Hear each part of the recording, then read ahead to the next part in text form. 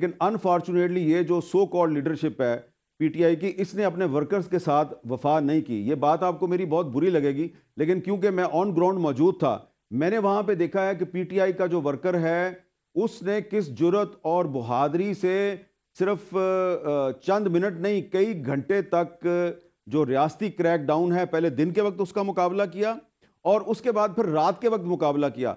रात को जब फायरिंग शुरू हुई और क्रैकडाउन शुरू हुआ तो पीटीआई के वर्कर्स फौरी तौर पे उन्होंने हड़बूंग नहीं मचाई, वो भागे नहीं है। खैर बुखारी साहब, जो 26 नवंबर को जो पीटीआई जिस ट्रेजेडी का शिकार हुई है और जिस लीडरशिप क्राइसिस का शिकार हुई है, और अली मीन गंडापुर साहब जो हैं उनके बारे में बहुत से सवालात उठाए गए हैं, तो अगर अली मीन गंडापुर साहब जो हैं उनके सूबे में गवर्नर राज लगा दिया जाता है तो ये तो उनके लिए बहुत बड़ी रिलीफ होगी।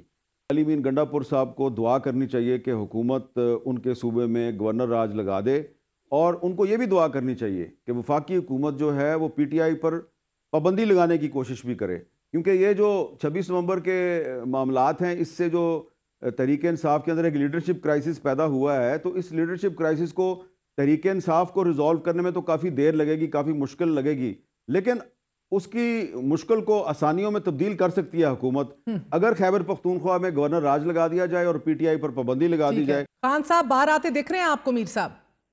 देखिए, जो हुकूमत जो है वो मतीउल्लाह जान की रिपोर्टिंग से खौफजदा हो, जो हुकूमत शाकिर महमूद अबान के एक ट्वीट से खौफजदा हो जाए, वो हुकूमत इमरान खान से कितनी खौफजदा होगी। इमरान खान जो है ना, वो इस हुकूमत और इसके जो सहूलतकार हैं। हमारे साथ सीनियर सहाफ़ी हामिद मीर मौजूद है। मीर साहब बहुत बहुत शुक्रिया साथ देने का। लीडरान थे उस धरने और एहतजाज के, सर उनका तो एक अपना क्राइसिस खड़ा हुआ है, लीडरशिप का क्राइसिस खड़ा हुआ है। अभी खैबर पख्तूनख्वा में तंदो तेज बयानात हैं खैबर पख्तूनख्वा असेंबली से अभी सुनने को मिल रहे हैं। कोर कमेटियां, पॉलिटिकल कमेटियों के इजलास हो रहे हैं। अगर बुशरा बीबी इन कमांड रही तो जमात जो है वो मजीद क्राइसिस की जद में आएगी या उसी में बेहतरी है? देखिए, बुशरा बीबी कोई इन कमांड ना पहले थी ना अब हैं। मुझे लगता यह है कि वो ज़बरदस्ती उन्होंने कमांड एंड कंट्रोल का जो सिस्टम है उस पर कब्ज़ा किया हुआ था, इसलिए कि बुशरा बीबी जो है ये उनका पहला पॉलिटिकल एडवेंचर था। उन्होंने निकलने से पहले कहा था कि मैं उस वक्त तक डी चौक से वापस नहीं आऊँगी जब तक मैं खान को रहा नहीं करवाती। तो अपने पहले ही पॉलिटिकल एडवेंचर में वो बहुत बुरी तरह नाकाम हुई। बल्कि मैं ये समझता हूँ कि जो नुकसान हुआ है, जो पीटीआई के वर्कर्स का नुकसान हुआ है, उसमें बुशरा बीबी और अली मीन गंडापुर का भी किरदार है। इसलिए कि अगर आपको पता था कि हुकूमत ने ये कुछ कर देना है तो आप उनको इतनी आगे लेके क्यों आए? अगर आप ये कहते हैं कि भाई वहाँ पे इतनी फायरिंग हो रही थी तो हम क्या करते, हम अपने आप को मरवा देते, तो आप अगर नहीं मरना चाहते और आप वहाँ से भाग गए तो आपने अपने वर्कर्स को क्यों मरवाया? ये तो पहले आपको सोचना चाहिए था।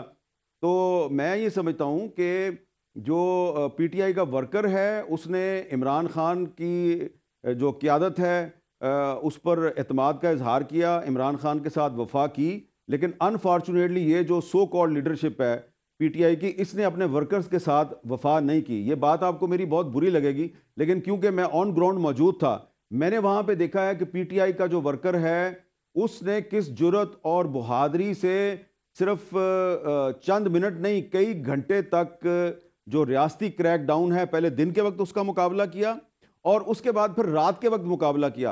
रात को जब फायरिंग शुरू हुई और क्रैकडाउन शुरू हुआ तो पीटीआई के वर्कर्स फौरी तौर पे उन्होंने हड़बूंग नहीं मचाई, वो भागे नहीं है। पीटीआई का वर्कर दुम दबा के नहीं भागा। हाँ, ये मैं कहूँगा कि उनके जो कुछ सो कॉल्ड लीडर थे वो दुम दबा के भागे, और वो उस वक्त भागे जब मैं कतल कलामी माफ, ये मुझे बताइएगा मीर साहब, गवर्नर राज की बात हो रही है खैबर पख्तूनख्वा में, अगर लग गया तो क्या असरात मुरत्तब होते देख रहे हैं?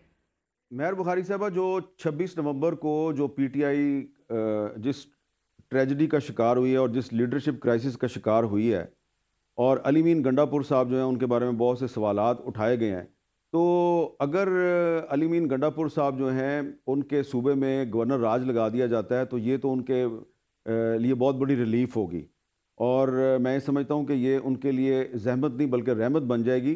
तो इसलिए अली मीन गंडापुर साहब को दुआ करनी चाहिए कि हुकूमत उनके सूबे में गवर्नर राज लगा दे, और उनको ये भी दुआ करनी चाहिए कि वफाकी हुकूमत जो है वो पीटीआई पर पाबंदी लगाने की कोशिश भी करे, क्योंकि ये जो 26 नवंबर के मामलात हैं, इससे जो तहरीक इंसाफ के अंदर एक लीडरशिप क्राइसिस पैदा हुआ है, तो इस लीडरशिप क्राइसिस को तहरीक इंसाफ को रिजॉल्व करने में तो काफ़ी देर लगेगी, काफ़ी मुश्किल लगेगी, लेकिन उसकी मुश्किल को आसानियों में तब्दील कर सकती है हुकूमत अगर खैबर पख्तूनख्वा में गवर्नर राज लगा दिया जाए और पीटीआई पर पाबंदी लगा दी जाए। एक मजलूम पार्टी बन जाएगी और अगले कई साल तक इमरान खान जो है वो पाकिस्तानी अवाम का हीरो बन के जिंदा रहेगा। हर चीज का दिफा करने के लिए पीछे दौर का हवाला दिया जाता है इस हुकूमत की तरफ से। आप क्या कंपैरिजन करेंगे दोनों अदवार का, मीडिया राइट्स और पॉलिटिकल विक्टिमाइजेशन के हवाले से? देखिए, अब आप सवाल एक ऐसे बंदे को कर रही हैं जो इमरान खान के दौर में 9 महीने तक स्क्रीन से आउट रहा। 9 महीने तक मुझ पर पाबंदी थी और मुझे कभी भी इमरान खान साहब ने बुला के ये नहीं पूछा कि आपको किसने ऑफर किया हुआ है, तो उनको तो पता था किसने ऑफर किया हुआ है। फिर उनके दौर में मतीउल्लाह जान साहब अगवा हुए, उनके दौर में असद तूर को उनके घर में घुस के मारा गया, उनके दौर में अबसार आलम पे गोलियां चली। तो इमरान खान के दौर में भी जो मीडिया है उस पर बड़ी पाबंदियां लगी। मीडिया जो मोहसिन नकवी साहब हैं, वजीर दाखिला हैं, और आपको उनके एक्शंस में काफ़ी गुस्सा नज़र आता है तहरीक इंसाफ के खिलाफ। इनके टीवी चैनल पे भी पाबंदी लगी थी और भी बहुत से टीवी चैनल थे उन पर भी पाबंदियां लगी थी। तो इमरान खान साहब को अगर कमेटी टू प्रोटेक्ट जर्नलिस्ट और आरएसएफ ने मीडिया प्रेडेटर कहा था तो बिल्कुल सही कहा था, लेकिन वो उस दौर में जो अपोजिशन के खिलाफ कार्रवाई थी वो 15-20 अपोजिशन के जो रहनुमा थे उन तक महदूद थी। इस दौर में तो मीडिया के साथ साथ न सिर्फ ये कि जुडिशरी के खिलाफ इन्होंने क्रैकडाउन शुरू किया हुआ है, जुडिशरी को इन्होंने ऊपर से नीचे तक हिला दिया है, इन्होंने सर्विंग जजेस जो हैं उनको टेरराइज किया है, बल्कि इन्होंने तो सैकड़ों नहीं बल्कि हज़ारों पॉलिटिकल वर्कर्स को गिरफ्तार कर लिया है।